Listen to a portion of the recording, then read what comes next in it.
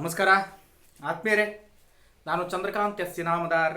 ಈ ಒಂದು ವಿಡಿಯೋದೊಳಗೆ ತಮಗೆ ಸಾಮಾನ್ಯ ವಿಜ್ಞಾನ ಅಂತಕ್ಕಂಥ ಕಾನ್ಸೆಪ್ಟ್ನ ಕೆಲವೊಂದಿಷ್ಟು ಮುಖ್ಯವಾದ ವಿಚಾರಗಳನ್ನು ತೆಗೆದುಕೊಂಡು ಬಂದಿದ್ದೇನೆ. ತಾವೆಲ್ಲ ನನ್ನೊಂದಿಗೆ ಕನೆಕ್ಟ್ ಇರಿ. ನನ್ನ ಯೂಟ್ಯೂಬ್ ಚಾನಲ್ ಆಗಿರುವ ಚಂದ್ರಕಾಂತ್ ಇನಾಮದಾರ್ ಯೂಟ್ಯೂಬ್ ಚಾನಲ್ಗೆ ಸಬ್ಸ್ಕ್ರೈಬ್ ಆಗಿರಿ, ವಿಡಿಯೋಗಳನ್ನ ಲೈಕ್ ಮಾಡಿರಿ, ಶೇರ್ ಮಾಡಿರಿ, ಫ್ರೆಂಡ್ಸ್ಗಳಿಗೂ ವಿಡಿಯೋ ಲಿಂಕ್ಗಳನ್ನು ಕಳಿಸ್ರಿ ಅಂತಕ್ಕಂಥ ಮಾತನ್ನು ಹೇಳಿ ಇವತ್ತಿನ ಕ್ಲಾಸಿಗೆ ಹಣಿಯಾಗೋಣ. ಆತ್ಮೀಯರು, ಮುಖ್ಯವಾಗಿ 4 ಮುಖ್ಯ ಪ್ರಶ್ನೆಗಳು, ಅತ್ಯುತ್ತಮವಾಗಿ ಪರೀಕ್ಷೆಯಲ್ಲಿ ಕೇಳಿರ್ತಕ್ಕಂಥ ಅತ್ಯದ್ಭುತ ಪ್ರಶ್ನೆಗಳನ್ನು ತಮ್ಮೆದುರಿಗೆ ಇವತ್ತು ಬಿಚ್ಚಿಡುವ ಪ್ರಯತ್ನವನ್ನು ಮಾಡ್ತಾ ಇದ್ದೀನಿ. ಮೊದಲನೇ ಪ್ರಶ್ನೆ, ಕ್ಯಾಮ್ರಾ ಹೇಗೆ ಕಾರ್ಯನಿರ್ವಹಿಸ್ತದೆ? ಫಸ್ಟ್ ಪ್ರಶ್ನೆ. ಇವತ್ತಿನ ದಿನದಲ್ಲಿ ನಾವೆಲ್ಲ ಇವತ್ತು ಡಿಜಿಟಲ್ ಕ್ಯಾಮ್ರಾಗಳನ್ನು ಬಳಸ್ತಾ ಇದ್ದೀವಿ. ಆದರೂ ಕೂಡ ಒಂದು ಕ್ಯಾಮ್ರಾ ಅಂತಕ್ಕಂಥದ್ದು ಹಿಂದಿನ ಕಾಲದಲ್ಲಿ ಯಾವ ರೀತಿಯ ಕೆಲಸ ಮಾಡ್ತಾ ಇತ್ತು ಅಂತ ನೋಡಿದಾಗ, ಕ್ಯಾಮ್ರಾ ಅಂತಕ್ಕಂಥದ್ದು ಒಂದು ಕತ್ತಲ ಕೋಣೆಯನ್ನು ಒಳಗೊಂಡಿದ್ದ ಪೆಟ್ಟಿಗೆ. ಇದರ ಮುಂಭಾಗದೊಳಗೆ ಉನ್ನತವಾಗಿರ್ತಕ್ಕಂಥ ಇರ್ತದೆ, ಲೆನ್ಸ್ ಇರ್ತದೆ. ಹಿಂಭಾಗದ ಕೋಣೆಯಲ್ಲಿ ಫಿಲಮ್ ಸೇರಿಸಿರ್ತಾರೆ. ಯುವದ ಮುಂದೆ ಇರತಕ್ಕಂಥ ರಂಧ್ರವನ್ನು ತೆರೆದಾಗ ಬೆಳಕಿನ ಕಿರಣಗಳ ಪ್ರವೇಶಿಸಿ ಫಿಲಮ್ನ ವೇಳೆ ಕ್ಯಾಮ್ರಾದ ಮುಂದೆ ಇರುವ ವಸ್ತುಗಳ ತಲೆ ಕೆಳಗಾದ ಒಂದು ಪ್ರತಿಬಿಂಬವನ್ನಲ್ಲಿ ಏನು ಮಾಡ್ತವೆ, ಉಂಟು ಮಾಡ್ತವೆ. ಫಿಲಮ್ನಲ್ಲಿರ್ತಕ್ಕಂಥ ಬೆಳ್ಳಿಯ ಲವಣಗಳು ಏನಿದಾವೆ ಅವುಗಳು ಬೆಳಕಿನ ಕಿರಣಗಳ ಸಂಪರ್ಕದಿಂದ ರಾಸಾಯನಿಕ ಬದಲಾವಣೆಯನ್ನು ಅಲ್ಲಿ ಹೊಂದುತ್ತಾ ಇದ್ದಾವೆ. ಇನ್ನೊಂದು ವಿಷಯ ಹೇಳಪ್ಪ ಅಂತಂತಂದ್ರೆ, ಈ ಒಂದು ಚಾಕ್ಷುಕ ನರ ಏನಿದೆ ಅದು ಕಣ್ಣು ಗುಡ್ಡೆಯನ್ನು ಬಿಡುವ ಒಂದು ಪ್ರದೇಶದಲ್ಲಿ ರಾಡ್ ಮತ್ತು ಕೋನ್ಸ್ಗಳು ಅಲ್ಲಿ ಇರುವುದಿಲ್ಲ. ಹಾಗಾಗಿ ಆ ಪ್ರದೇಶದ ಮೇಲೆ ಬೀಳ್ತಕ್ಕಂಥ ಪ್ರತಿಬಿಂಬದ ಅರಿವು ನಮಗೇನಾಗೋದಿಲ್ಲ, ಆಗೋದಿಲ್ಲ. ಹಾಗಾಗಿ ಈ ಕಾರಣದಿಂದ ಅದನ್ನು ಅಂಧ ಪ್ರದೇಶ ಅಂತ ಹೇಳಿ ಕರೀತಾ ಇದ್ದೀವಿ.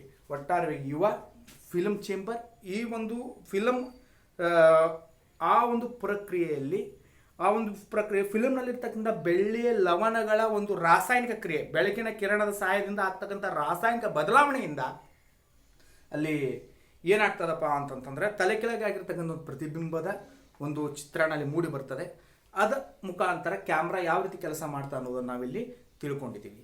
ಈ ನೆಕ್ಸ್ಟ್ ನನ್ನ ಪ್ರಶ್ನೆ ಇರ್ತಕ್ಕಂಥದ್ದು, ಕೃತಕ ಉಪಗ್ರಹಗಳ ಉಡಾವಣಾ ಕೇಂದ್ರಗಳಲ್ಲಿ ವಿಶೇಷವಾಗಿ ಅವೆಲ್ಲ ಪೂರ್ವ ಕರಾವಳಿಯಲ್ಲಿ ಇದ್ದಾವೆ ಅಂತಕ್ಕಂಥ ಮಾಹಿತಿ ಇದೆ.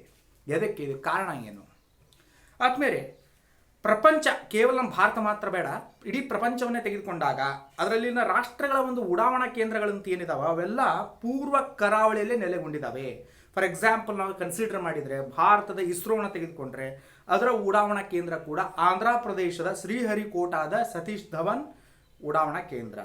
ಇದು ಕೂಡ ಪೂರ್ವ ಕರಾವಳಿ ಪ್ರದೇಶದಲ್ಲಿ ಇರತಕ್ಕಂಥ ಒಂದು ಉಡಾವಣಾ ಕೇಂದ್ರ. ಇದಕ್ಕೆ ಪ್ರಮುಖ ಕಾರಣ ಏನು ನೋಡ್ರಿ, ವಿಶ್ವದ ಎಲ್ಲ ರಾಷ್ಟ್ರಗಳು ಮುಖ್ಯವಾಗಿ ತಮ್ಮ ಉಡಾವಣಾ ಕೇಂದ್ರವನ್ನು ಪೂರ್ವ ಕರಾವಳಿಯಲ್ಲೇ ಇಡಲು ಕಾರಣ ಏನು, ಪೂರ್ವ ಕರಾವಳಿ ಭಾಗದಲ್ಲಿಯೇ ಇರಿಸಲು ಕಾರಣ ಏನು ಅಂತಂದ್ರೆ, ಭೂಮಿಯ ಅಕ್ಷಭ್ರಮಣ ಪಶ್ಚಿಮದಿಂದ ಪೂರ್ವಕ್ಕೆ ತಿರುಗ್ತದೆ. ಇದೇ ಮುಖ್ಯ ಕಾರಣ. ಭೂಮಿಯ ಅಕ್ಷಭ್ರಮಣ ಪಶ್ಚಿಮದಿಂದ ಪೂರ್ವಕ್ಕೆ ತಿರುವುದರಿಂದಾಗಿ ಉಡಾವಣಾ ಕೇಂದ್ರಗಳನ್ನೆಲ್ಲ ಪೂರ್ವದಲ್ಲಿ ಇರಿಸಲಾಗಿದೆ. ಉಪಗ್ರಹಗಳನ್ನು ನೋಡ್ರಿ, ಕಕ್ಷೆಗೆ ಸೇರಿಸಬೇಕಂದ್ರೆ ಉಡಾವಣಾ ವಾಹನಗಳನ್ನು ಬಳಸ್ತೇವೆ. ಇದಂತೂ ಮಾಮೂಲಿ ಗೊತ್ತಿದ್ದ ವಿಷಯ. ಸಾಮಾನ್ಯವಾಗಿ ಉಡಾವಣಾ ವಾಹನಗಳು ಭೂಮಿಯ ಪಶ್ಚಿಮದಿಂದ ಪೂರ್ವದ ಕಡೆಗೆ ತಿರುವಿಕೆಯಿಂದ ದೊರಕತಕ್ಕಂಥ ಒಂದು ಸ್ವಾಭಾವಿಕ ಉತ್ತೇಜನವನ್ನು ಏನು ಮಾಡ್ತಾವಂದ್ರೆ ಅವು ಬಳಸ್ಕೊಳ್ತವೆ. ಈ ಉತ್ತೇಜನ ಅಂದ್ರೆ ಆ ಒಂದು ಹುಮ್ಮಸ್ಸು ಏನಾಗ್ತದೆ ಅಂತಂದ್ರೆ, ಭೂಮಧ್ಯ ರೇಖೆಯಲ್ಲಿ ನೆಲೆಗೊಂಡಿರ್ತಕ್ಕಂಥ ಉಡಾವಣಾ ಕೇಂದ್ರಗಳಲ್ಲಿ ಹೆಚ್ಚಾಗಿ ಕಂಡು ಬರ್ತದೆ. ಅದು ಹೆಚ್ಚಾಗಿ ಅಲ್ಲಿ ಇರ್ತದೆ. ಎಲ್ಲೇ ಭೂಮಧ್ಯ ರೇಖೆಯಲ್ಲಿ ನೆಲೆಗೊಂಡಿರ್ತಕ್ಕಂಥ ಉಡಾವಣಾ ಕೇಂದ್ರದೊಳಗೆ ಧ್ರುವದಲ್ಲಿ ಇರ್ತಕ್ಕಂಥ ಅಕ್ಷಭ್ರಮಣದ ಒಂದು ಆ ಒಂದು ವೇಗ ಏನಿದೆ ಅತ್ಯಂತ ಕಡಿಮೆ ಇರ್ತದೆ. ಧ್ರುವದಲ್ಲಿರ್ತಕ್ಕಂಥ ಅಕ್ಷಭ್ರಮಣದ ವೇಗ ಅತ್ಯಂತ ಕಡಿಮೆ ಇರ್ತದೆ. ಆ ಒಂದು ಧ್ರುವದ ಕಡೆಗೆ ಸಾಗಿದಂತೆ ಉತ್ತೇಜಕ ಕೂಡ ಕಡಿಮೆ ಆಗ್ತಾ ಹೋಗ್ತದೆ. ಹೌದಾ? ಈ ರೀತಿ ಕಡಿಮೆ ಆಗ್ತಾ ಹೋದಾಗ ನಾವು ಕಾಣತಕ್ಕಂಥ ಒಂದು ಉಡಾವಣಾ ವಾಹಕ ಅಂದ್ರೆ ರಾಕೆಟ್ಗಳು ನೇರ ಎತ್ತರಕ್ಕೆ ಚಿಮ್ಮಿದರೂ ಕೂಡ ನಿಗದಿತ ಕಕ್ಷೆಗೆ ಅನುಸಾರವಾಗಿ ಅವು ಏನು ಮಾಡ್ತವೆ ನಮಗೆ ಗೊತ್ತಿದೆ. ನೇರವಾಗಿ ಚಿಮ್ಮಿದರೂ ಕೂಡ ಕಕ್ಷೆಗೆ ಅನುಸಾರವಾಗಿ ತಮ್ಮ ದಿಕ್ಕನ್ನು ಬದಲಾವಣೆಯನ್ನು ಮಾಡ್ತವೆ.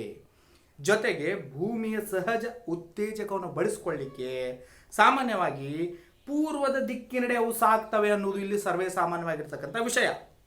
ಆ ಕಾರಣದಿಂದ ಜಗತ್ತಿನ ಉಡಾವಣಾ ಕೇಂದ್ರಗಳನ್ನು ಪೂರ್ವ ಕರಾವಳಿಯಲ್ಲೇ ನೆಲೆಸಲು ಕಾರಣವಾಗಿದ್ದಾವೆ ಅಂತಕ್ಕಂಥದ್ದು ಇಲ್ಲಿ ತಿಳಿದು ಬರ್ತಕ್ಕಂಥ ವಿಷಯ. ಇದು ನಮ್ಮ 2ನೇ ಪ್ರಶ್ನೆ.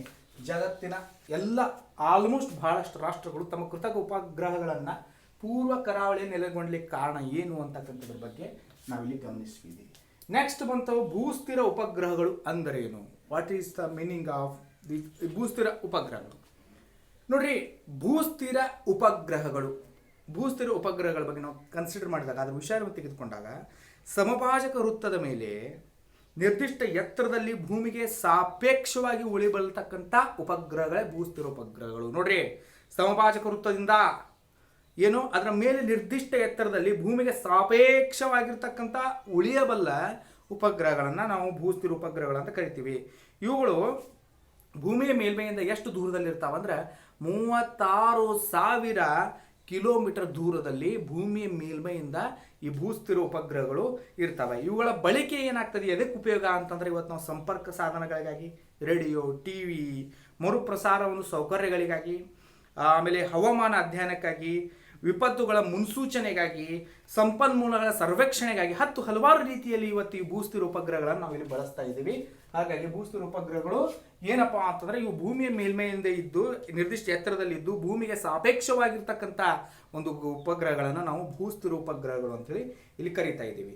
ನೆಕ್ಸ್ಟ್ ಪ್ರಶ್ನೆ ಇರೋದು ನಕ್ಷತ್ರ ಮಿನುಗ್ಲಿಕ್ಕೆ ಕಾರಣ ಏನು? ನೋಡ್ರಿ, ನಕ್ಷತ್ರ ಮಿನುಗ್ಲಿಕ್ಕೆ ಕಾರಣ ಏನಪ್ಪಾ ಅಂತಂತಂದ್ರೆ ಬೆಳಕು ಭೂಮಿಯ ವಾತಾವರಣದ ವಿವಿಧ ಪದರಗಳಲ್ಲಿ ಹಾದು ಬರುವುದರಿಂದ, ಚಲಿಸುವುದರಿಂದ ಬೆಳಕಿನ ವಕ್ರೀಭವನದಿಂದಾಗಿ ನಕ್ಷತ್ರಗಳು ಮಿನುಗುವಂತೆ ನಮಗೆ ಕಂಡು ಬರ್ತವೆ. ನೋಡ್ರಿ, ನಕ್ಷತ್ರಗಳ ಮಿನುಗುವಿಕೆ ನಾವೇನಂತ ಕರಿತೀವಿ ಅಂತಂದ್ರೆ ಸ್ಟೆಲ್ಲರ್ ಸೆಂಟಿಲೇಷನ್ ಅಂತ ಹೇಳಿ ಕರಿತಾ ಇದ್ದೀವಿ. ಇದು ಯಾವಾಗ ಅಂದ್ರೆ ಬೆಳಕು ಭೂಮಿಯ ಹಲವಾರು ಪದರಗಳನ್ನು ದಾಟಿ ಬರಬೇಕಾದ್ರೆ ಅದರಲ್ಲಿ ಆಗ್ತಕ್ಕಂಥ ವಕ್ರೀಭವನದಿಂದಾಗಿ ನಕ್ಷತ್ರಗಳು ಮಿನುಗಿದ ಹಾಗೆ ನಮಗೆ ಕಾಣ್ತವೆ. ಇದು ಮಿನುಗಲಿಕ್ಕೆ ಕಾರಣ ಏನು? ಆ ಒಂದು ಬೆಳಕಿನ ವಕ್ರೀಭವನ, ಭೂಮಿಯ ಹಲವಾರು ಪದರಗಳಲ್ಲಿ ಆ ಒಂದು ಬೆಳಕು ಹಾದು ಬರಬೇಕಾದ್ರೆ ಅದರಲ್ಲಿ ಆಗ್ತಕ್ಕಂಥ ವಕ್ರೀಭವನ ಪ್ರಕ್ರಿಯೆಯಿಂದ ಏನಾಗ್ತದೆ, ನಕ್ಷತ್ರ ಇಲ್ಲಿ ಮಿನುಗಲಿಕ್ಕೆ ಸಾಧ್ಯ ಇದೆ ಅಂತಕ್ಕಂಥದ್ದು ತಿಳಿದು ಬಂದಿರತಕ್ಕಂಥ ವಿಷಯ. ಆದ್ಮೇಲೆ ಇವತ್ತಿನ ಕ್ಲಾಸ್ನಲ್ಲಿ 4 ಪ್ರಶ್ನೆಗಳನ್ನು ತೆಗೆದುಕೊಂಡಿವಿ. ಅದಕ್ಕೆ ಸಮಂಜಸವಾದಂಥ ಕಾರಣವನ್ನು ಕೊಡುವ ಪ್ರಾಮಾಣಿಕ ಪ್ರಯತ್ನವನ್ನು ನಾನು ಮಾಡಿದ್ದೇನೆ. ತಾವೆಲ್ಲ ನನ್ನೊಂದಿಗೆ ಕನೆಕ್ಟ್ ಇರಿ. ನನ್ನ ಯೂಟ್ಯೂಬ್ ಚಾನಲ್ ಆಗಿರುವ ಚಂದ್ರಕಾಂತ್ ಇನಾಮದಾರ್ ಯೂಟ್ಯೂಬ್ ಚಾನಲ್ಗೆ ಸಬ್ಸ್ಕ್ರೈಬ್ ಆಗಿರಿ, ವಿಡಿಯೋಗಳನ್ನು ಲೈಕ್ ಮಾಡಿರಿ, ಶೇರ್ ಮಾಡಿರಿ, ಫ್ರೆಂಡ್ಸ್ಗಳಿಗೂ ವಿಡಿಯೋ ಲಿಂಕ್ಗಳನ್ನು ಕಳಿಸ್ರಿ. ಇದರಿಂದ ಹಲವಾರು ವಿಡಿಯೋಗಳು ತಮ್ಮ ಸ್ಪರ್ಧಾತ್ಮಕ ಪರೀಕ್ಷೆ ಯಶಸ್ಸಿಗೆ ಕಾರಣೀಕರ್ತವಾಗ್ತವೆ ಅಂತಕ್ಕಂಥ ವಿಚಾರವನ್ನು ವ್ಯಕ್ತಪಡಿಸ್ತಾ ಈ ಒಂದು ಕ್ಲಾಸ್ನಲ್ಲಿ ಮುಗಿಸ್ತಾ ಇದ್ದೇನೆ. ವಿಡಿಯೋ ನೋಡಿದ್ದಕ್ಕಾಗಿ ಧನ್ಯವಾದಗಳು. ನಮಸ್ಕಾರ.